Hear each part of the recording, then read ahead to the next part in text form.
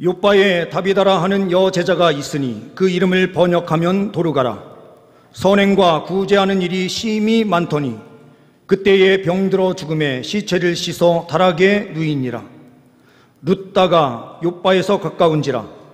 제자들이 베드로가 거기 있음을 듣고 두 사람을 보내어 지체 말고 와 달라고 간청하여 베드로가 일어나 그들과 함께 가서 이르매 그들이 데리고 다락방에 올라가니 모든 가부가 베드로 곁에 서서 울며 도르가가 그들과 함께 있을 때에 지은 속옷과 겉옷을 다 내보이거늘 베드로가 사람을 다 내보내고 무릎을 꿇고 기도하고 돌이켜 시체를 향하여 이르되 다비다야 일어나라 하니 그가 눈을 떠 베드로를 보고 일어나 앉는지라.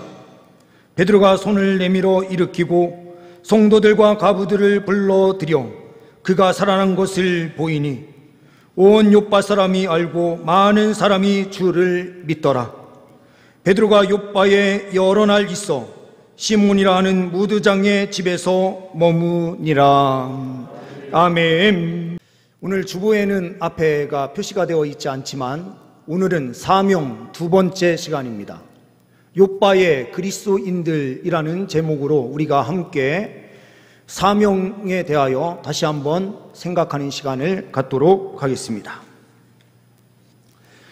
준비된 PPT 내용을 보시게 되면은요, 오늘 본문 말씀이 나타나는 그 장소가 있습니다. 예루살렘에서 떨어져 있는 룻다. 예루살렘에서 욥바까지 55km이고요. 룻다에서 욥바까지는 18km 정도 되니 예루살렘에서 룻다는 아마도 37km 정도, 이 정도 되지 않을까 생각이 듭니다. 어떻게 됐든 예루살렘에서 55km 떨어져 있는 욥바에서 오늘 슬픔의 소식이 있게 됩니다. 이 욥바에서 있을 때에 룻다에서 어떠한 사건이 펼쳐지는가? 베드로 사도를 통해서 놀라운 역사가 펼쳐지죠. 애니야 중풍병자가 치료되고 회복된 역사가 룻다에서 펼쳐졌습니다. 룻다에 베드로가 와 있다라는 소식이 욥바에까지 들려진 거예요. 베드로가 욥바에 가게 된 그 배경에 대하여 오늘 말씀은 설명해 준과 동시에 이 욥바에서는 베드로가 환상을 보죠. 고넬료 이방인 사람들을 만나게 될 것이고 하나님의 뜻이 그 가운데 있다라는 것을 환상을 통하여 분명하게 보게 됩니다. 그러므로 이곳에는 베드로 환상교회다라고 해서 그 교회가 지어져 있고요.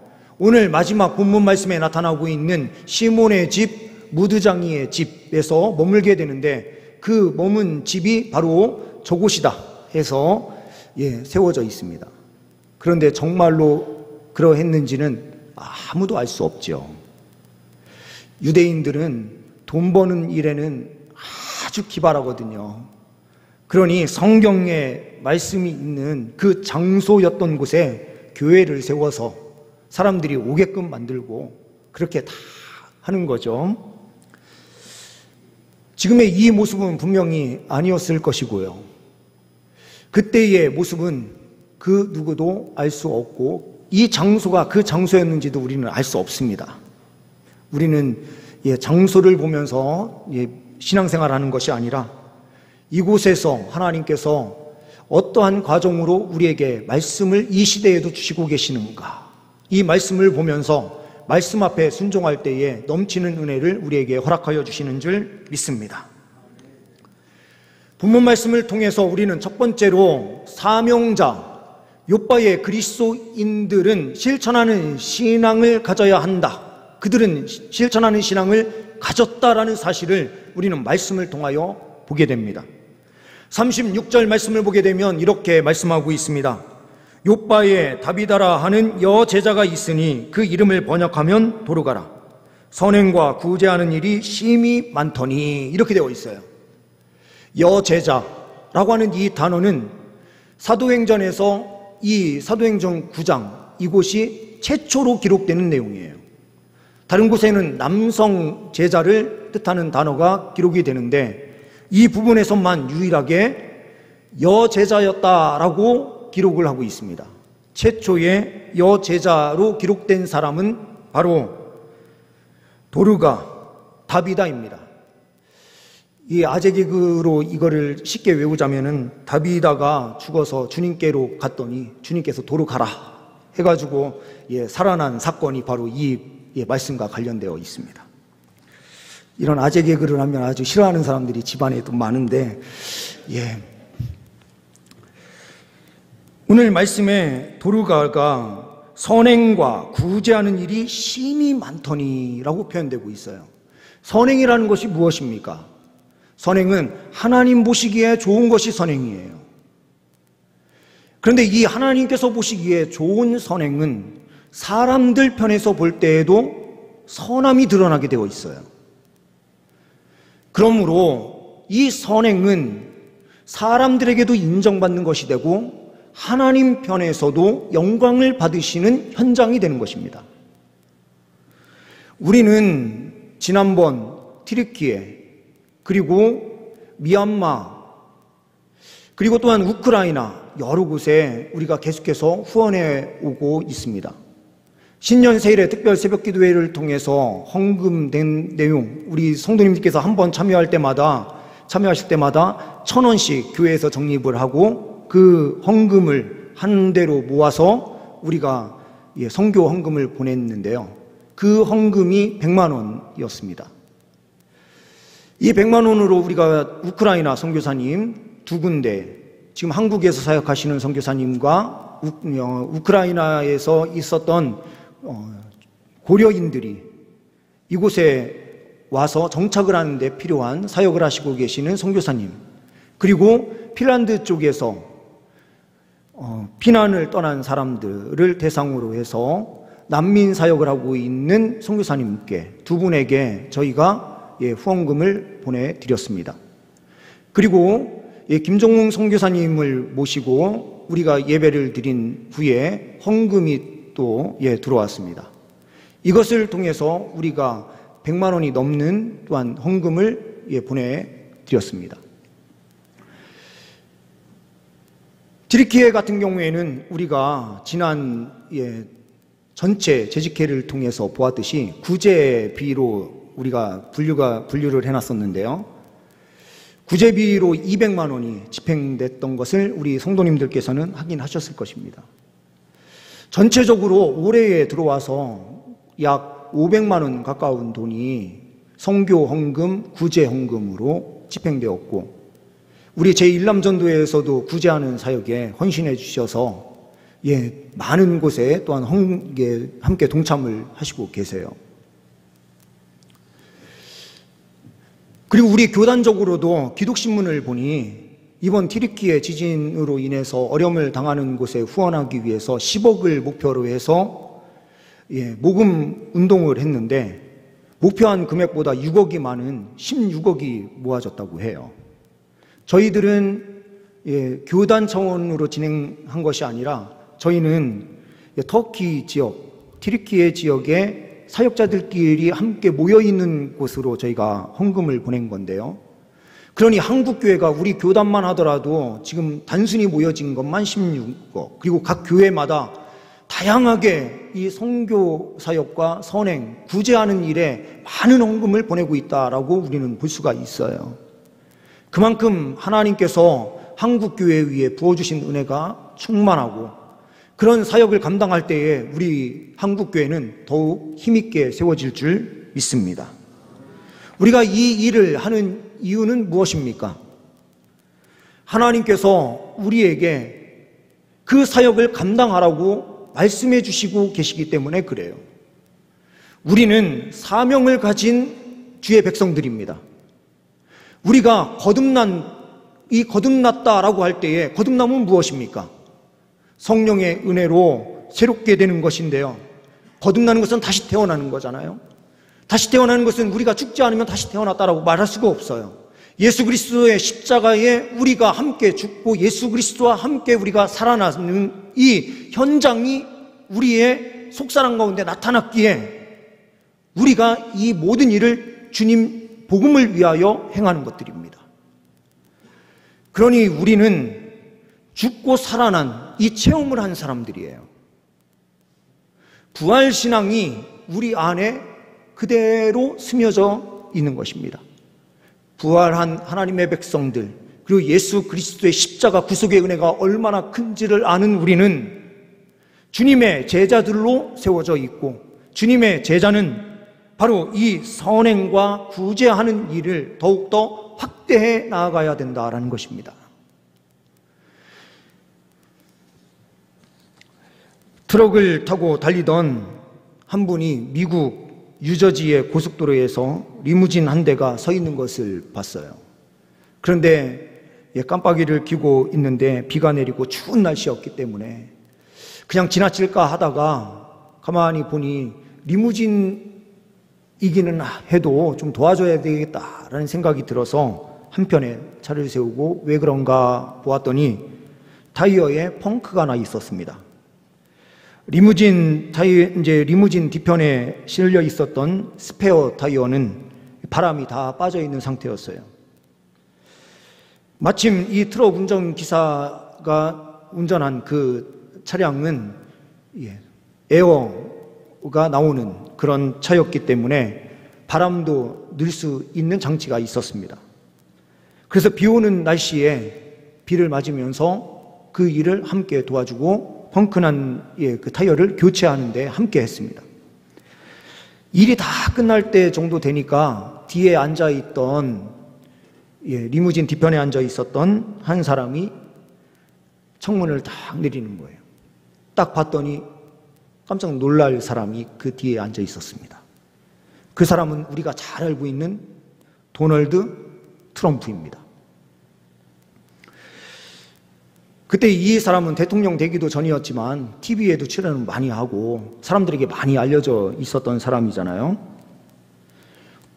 고맙소. 날씨도 춥고 비도 오는데 이렇게 도와줘서 이 고마움을 표하고 싶은데 어떻게 하면 좋겠습니까? 그러자 이 트럭 운전기사가 다른 것은 다 필요 없고요. 내일 화이트데이인데 제 아내를 위해서 장미꽃 12송이만 좀 보내주십시오. 트럼프 씨가 보내준 그 장미 12송이면 우리 아내가 너무 좋아할 겁니다. 팬입니다. 이렇게 이야기를 했어요. 그 다음날 그 주소를 받은 그곳으로 장미꽃 24송이를 보내면서 편지를 보냈습니다. 화이트데이에 행복을 빕니다. 당신 남편의 친구 도널드 트럼프로부터. 뒤에 추신해서 덧붙여진 말이 있었습니다. 당신 집안의 빚을 다 갚았소. 그들은 트럭도 사고 집도 사고 하면서 빚을 많이 지고 있었는데 그 빚까지 다 탕감해줬다라는 내용입니다. 이 세상에 있는 억만장자를 한번 도와줘도 빚이 다 탕감되는데요. 천지 만물을 창조하신 창조주 되신 하나님 앞에 주님의 이름으로 행한 그 선행을 주님께서 갚아주시지 않겠습니까? 물론 이 땅에서 바로 즉시로 갚아주는 그 일을 경험하는 분들도 계실 수 있지만 그렇지 않으신 분들도 계세요. 그러나 주님께서는 마지막 날에 가장 좋은 것으로 우리에게 갚아주시는 하나님이 되시는 줄 믿습니다. 주님의 제자들로 선행과 구제하는 일에 더욱더 힘쓰시는 실천하는 사명자들 다 되시기를 간절히 소망합니다. 두 번째로는 말씀 신앙을 가져야 합니다. 37절 말씀을 보게 되면 이렇게 말씀하고 있습니다. 그때에 병들어 죽음에 시체를 씻어 다락에 누이니라. 이 말씀에서 보게 되면 사람은 당연히 병들어 죽을 수 있죠. 그리고 시체를 닦았다라고 표현되는데요. 우리나라에서도 소천하신 돌아가신 분들의 몸을 깨끗이 닦아주는 그런 염습 단계가 있죠. 장사의 절차로 보게 되면 당연히 이런 일을 행할 수 있을 것 같죠. 그렇죠? 그리고 유대의 장례 절차도 그러한 과정이 있었기 때문에 이것은 특별해 보이지 않아요. 그런데 시체를 씻어서 어디에 누이는가? 다락 위로 올렸다라는 겁니다. 장례를 지낼 때에는 사람들이 쉽게 와서 조문할 수 있도록 하기 위해서 1층에 대부분 빈소를 차리죠. 병풍을 세우고 뒤편에 모셔놓는 이런 장례 문화가 대부분이었을 것이고, 이 몸이 빨리 부패하니 냄새가 나지 않도록 하기 위해서 우리나라 같은 경우에는 향을 피우고요 하죠. 유대에서도 향유를 부었다라고 하는 표현이 있어요. 예수님의 장례를 준비하기 위해서 한 여인이 와서 값진 향유를 부은 그 의식을 보고 나의 장례를 준비하는 것이다라고 예수님께서 말씀하셨죠. 이 부분에서는 그런데 몸을 씻어서 다락에 누일 뿐 향유를 부었다라는 내용이 전혀 나타나지 않아요. 왜 그랬는가? 이것은 구약 성경의 말씀을 붙잡으면서 달려간 것입니다. 구약 성경의 내용은 무엇인가? 열왕기상 17장 19절 22절 말씀을 보게 되면 이렇게 말씀하고 있어요. 엘리야가 그에게 그의 아들을 달라 하여 그를 그 여인의 품에서 받아 안고 자기가 거처하는 다락에 올라가서 자기 침상에 누이고 라고 표현됩니다. 사르밧 가부, 자기들에게 마지막 남은 음식, 그 가루와 기름으로 음식을 만들어서 먹은 다음에 우리 죽자, 아들과 그렇게 했었는데 엘리야가 그곳으로 가서 먹을 것을 가지고 와라, 그 마지막 남았던 밀가루, 그 기름으로 만든 그 음식을 자기가 홀딱 먹어버렸지 않습니까? 그런데 어떠한 역사가 펼쳐집니까? 그렇게 구제와 선행을, 자기의 마지막 것을 그렇게 한 사람을 살리기 위하여 드렸던 그 사건을 통해서 그 가루와 그리고 기름이 마르지 않는 가뭄이 끝날 때까지 채워지는 역사가 펼쳐졌어요. 그런데 그 아들이 갑자기 죽었어요. 이 갑자기 죽은 아들을 어떻게 합니까? 엘리야에게 이야기했더니 엘리야가 그 아이를 품고 다락에 올라가서 자기 침상에 누이고 그곳에서 간절히 기도하니 22절 말씀에 보게 되면 이렇게 말씀하고 있어요. 여호와께서 엘리야의 소리를 들으심으로 그 아이의 혼이 몸으로 돌아오고 살아난지라. 이 다비다가 죽은 이 광경을 보면서 이 욥바의 그리스도인들이 붙잡은 것은 바로 구약시대의 엘리야에게 펼쳐졌었던, 엘리야를 통해서 나타난 그 부활의 역사가 있었던 그 현장을 기억하면서 다락으로 올린 거예요.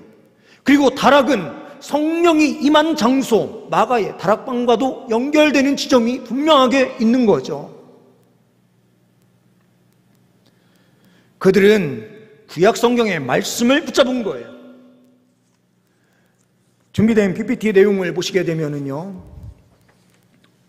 영어로 이거를 또 설명을 하니 너무 죄송합니다. Nowhere라고 하는 이 단어는 아무데도 없다라는 뜻을 가지고 있어요. 그런데 now에서 띄우는 게 아니라 뒤에 있는 W까지 포함해서 이게 분리를 하면 now here가 돼요. 지금 여기에로 뜻이 바뀝니다. 아무데도 없다. 하나님의 말씀이 성취되는 자리는 이제는 이 시대에 우리가 살고 있는 이때는 아무데도 없다라고 생각하는 그리스도인들이 있다면 그것은 말씀 부여잡는 신앙이 아닙니다. 말씀을 나와 관계없는 것으로 묵상하고 그 말씀과 나는 아무런 연관성이 없다라고 생각하면서 잘못된 신앙으로 달려가는 것입니다. 그런데 now here, 지금 여기에 하나님께서 계시고 하나님께서 역사하신다라고 하는 믿음, 구약시대에만 역사하신 하나님이 아니라 이 시대에도 주님께서는 여기 계셔서 우리에게 역사를 베푸신다라고 하는 분명한 믿음을 갖고 달려가는 사람, 이것이 바로 말씀 신앙을 가지고 있는 사람이죠. 이 시대에 저도 마찬가지이고 우리 성도님들도 마찬가지이고요, 말씀이 믿어지지 않아요. Nowhere. Now, here로 우리가 하나님의 말씀을 듣는 것이 아니라, 하나님은 아무 데도 없지. 말씀이 이루어지지 않아. 이런 신앙인들이 얼마나 많은지 몰라요.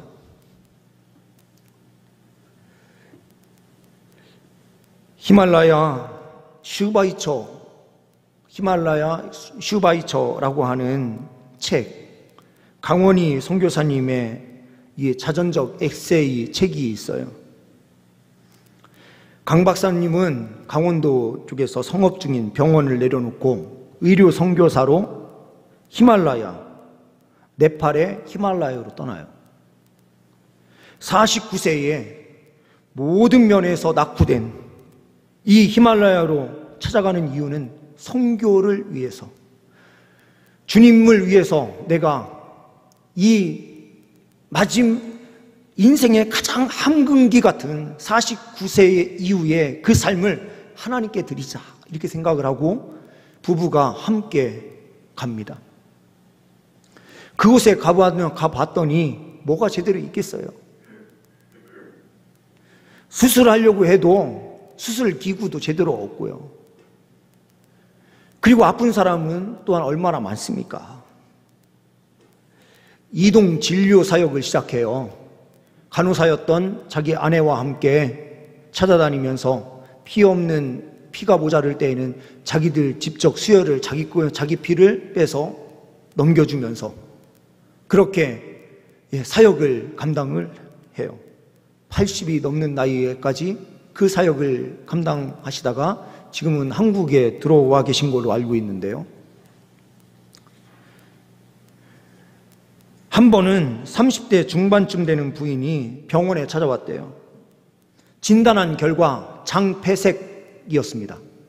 장이 어딘가가 막혀 있는지, 아니면 마비가 와서 어떤 장 한 부분이 움직이지 못하는지 장폐색이 증이 있어서 수술을 할 수밖에 없습니다. 근데 장비가 없다 보니 금융망 마스크를 입에 이렇게 대고 거기에 한 방울씩 마취약이 떨어지도록 만들어 놓고 수술을 시작한 거예요.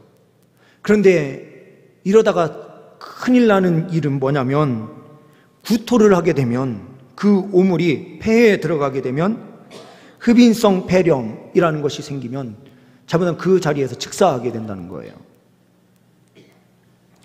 그런데 수술을 하는 가운데에 그 일이 펼쳐진 거예요. 그래서 빠르게 수술을 마무리하고 살려내려고 최선을 다하는데 혈압은 60, 맥박은 130까지, 이런 상황이 막 펼쳐지면서 어떻게 할 수가 없게 된 겁니다.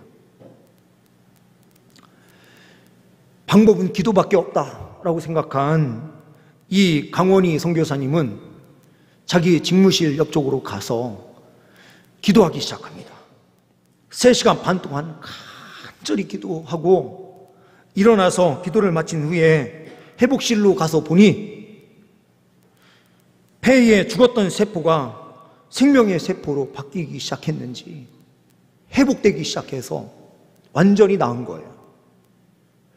자기는요, 지식적으로 분명히 예수 그리스도를 알고요, 믿고 그러면서 주님을 위해서 살아야지 하면서 그곳에 떠났는데요, 이런 강력한 역사를 체험하니 그 길을 더 힘있게 달려갈 수밖에 없었던 거죠.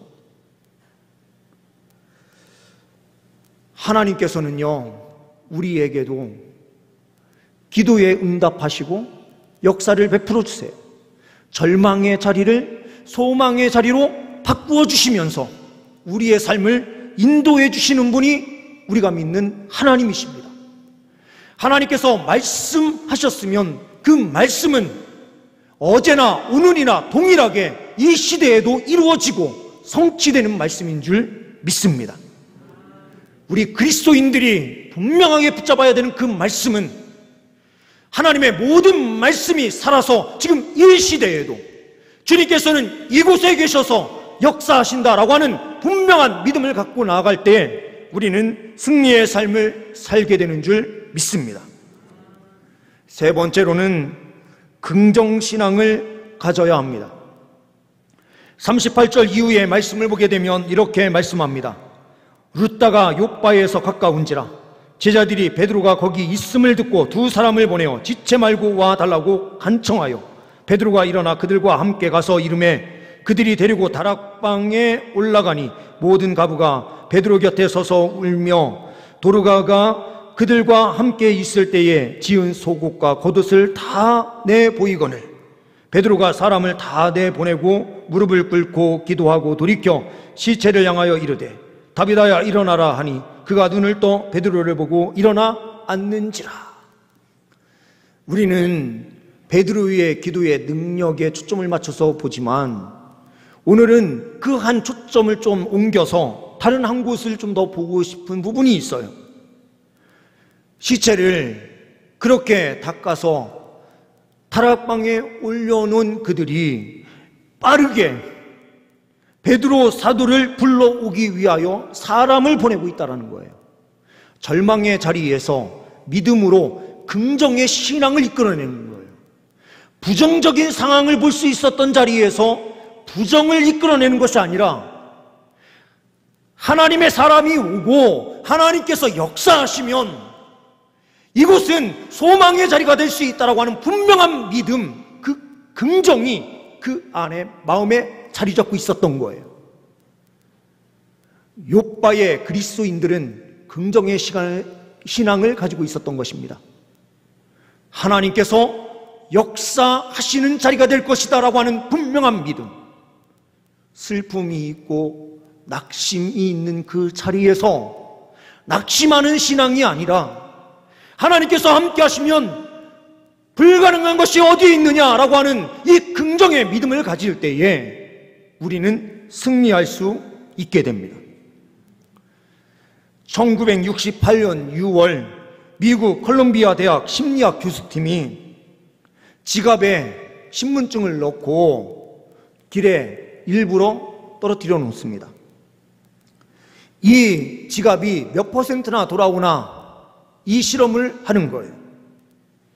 약 45%의 신분증이 주인에게로 돌아왔습니다. 그런데 6월 4일에 단 하나의 신분증도 주인에게 돌아오지 않았습니다. 그 이유가 뭘까 보니 이 1968년 6월 4일은 로버트 케네디가 암살당하여 죽은 날입니다. 이 슬픈 소식이 사람들의 마음을 부정으로 이끌어 들인 거예요. 그러다 보니 무엇인가 주소도 돌려주려고 하는 의지가 그들에게 생기지 않더라라는 겁니다. 우리는요, 슬픔의 자리에서 예수 그리스도를 붙잡을 때에 우리는 부정의 자리에 머무는 것이 아니라 그것을 바꾸어서 긍정으로 만들어내고 그것을 믿음으로 바꿔내는 역사가 펼쳐지는 거예요. 어떤 회사 입사에서요, 면접을 보는데요, 면접장에서 사장이 종이 한 장에 점 하나를 딱 찍어가지고요, 딱 들어 보이면서 이 면접 보러 온 사람들한테 질문을 하는 거예요. 여기에서 무엇이 보입니까? 99.9%에 가까운 사람들이, 99%에 가까운 사람들이 다들 점이 보입니다. 검은 점이 보입니다. 그 점에 대하여 어떻게 생각합니까? 라고 말할 때에 대부분의 사람들이 그 흰 백지에 검은 점이 하나 있으니 유난히 눈에 띕니다. 너무 아쉽습니다. 이렇게 이야기를 하는 거예요. 그런데 어떤 한 사람은 이렇게 답변을 했습니다. 네, 저는 흰 종이가 보입니다. 더 넓은 흰색이 보입니다. 검은 점은 있지만 그 검은 점은 제가 보지 않으려고 합니다. 나는 이 회사에 들어오면 이 회사에 자그마한 단점에 목숨 걸지 않겠습니다. 무궁무진한 잠재력을 개발하여 더 많은 일을 할 생각으로 그런 작은 점 따위는 신경 쓰지 않겠습니다 라고 답변을 해요. 사장은 그 사람을 그 자리에서 즉시로 채용합니다. 우리가 긍정을 하느냐 하지 않느냐, 세상을 살아가는 데에서도요, 긍정적으로 사는 사람과 부정적으로 사는 인생이 완전히 달라요. 그런데 하나님 안에서 믿음을 가지고 사는 인생은 더욱더 다르죠. 살아서 역사하시는 하나님께서 우리의 삶을 책임져 주시고요, 하나님께서 강력한 은혜를 베풀어 주시는데요, 어떻게 세상 사람들의 그 긍정과 믿음 안에 있는 긍정을 어떻게 같이 맞대어서 생각할 수 있겠습니까? 그리스도인들의 사명, 이 사명의 길을 가는 데 있어서 가장 중요한 것이 무엇입니까? 오늘 말씀한 대로 실천적 신앙이에요. 근데 이 실천적 신앙이 철저하게 말씀을 의지하며 달려가고, 그리고 그 안에서 믿음을 통하여 긍정하며 달려갈 때에 하나님께서 우리의 삶을 통하여 강력한 역사를 베푸시는 것입니다. 이러한 사명자로 우리 모두가 설 수 있는 은혜가 있기를 소망합니다. 기도하십니다. 하나님 아버지, 감사합니다.